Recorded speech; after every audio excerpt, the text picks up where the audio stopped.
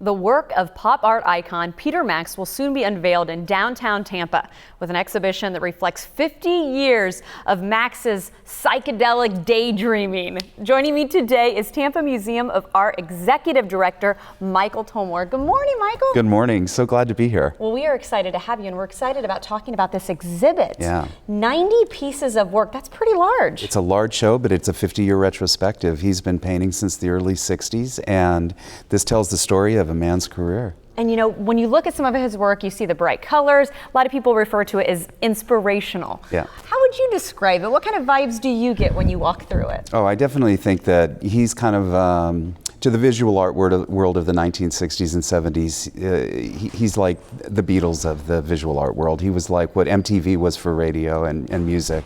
And I think really his works are so beautiful, and they just pop, just like the psychedelic 60s and 70s. It was really, the works are really beautiful. You know, it's interesting because we're talking a lot about the 60s and the psychedelic aspects, but if you look at his background, he's lived all over the world. So do you see different inspirations from the parts of the world that he lived in this exhibit? I do. You know, I mean, he was at a very young age. His family migrated from Germany to Shanghai. He grew up very young in Shanghai, but I think that the beautiful calligraphy and the simplicity of the colors and the application really comes through in his works throughout the rest of his career. Then he moved to Haifa, Israel. He was there for a while and got very involved with the Expressionist movement, Matisse, Max Beckmann. All of that really resonated. And then he ended up taking classes at the Louvre in France, and then settled in the United States at the Art Student League in New York. So a lot of different influences come together in his work. And the 60s, I think, just propelled him. I mean, the psychedelic 60s, but, you know, the age of Aquarius and this interest in travel and astronomy, so much a part of his work.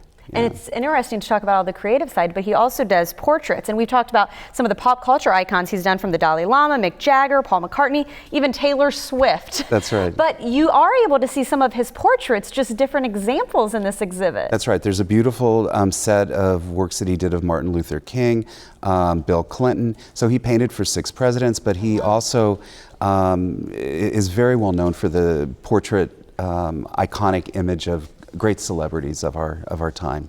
And you know, one of the things I thought was really interesting in getting to know his work was he doesn't just paint on a canvas. We're talking about works that have been on a Boeing 777 jumbo jet, to a 600-foot stage at the Woodstock Music Festival. I mean, that's pretty impressive stuff, and I think a lot of people would recognize his work and maybe not know his name to go with it. That's right. I think, you know, that's one of the unique things about Peter Max. I mean, he really painted in such a way and made his work accessible in such a way that people where they worked, where they lived, where they played would have access to it. So yes, millions and millions of people. Not to mention that his first posters that he did in the 1960s and 70s were selling by the millions every year. So these ended up in dormitory rooms, in people's homes. And so really people had access to his work in a lot of ways, really informed how much people know about him. Yeah. Well, you are informing us, and maybe the most difficult question: what's your favorite piece? What's a must-see according to you, Michael? Oh gosh, well, I love the kind of the poster child of the exhibition, which is called Little Drummer. It's a man kind of daydreaming with the stars around him, and I think for me, and I think for a lot of people, it's that kind of cosmic dreaming that is such a beautiful aspect of his work. Cosmic dreaming. Yeah. I love that. I love that. Well, let's talk about the details of the show. Exhibition starts on June 10th. That's right. All the way through September 11th. Right. And as always, you can check out the tampamuseum.org for more information. And Michael, it sounds like it's a must-see. It's a must-see. Well, thank you so much. We really appreciate you joining us today. Thank you.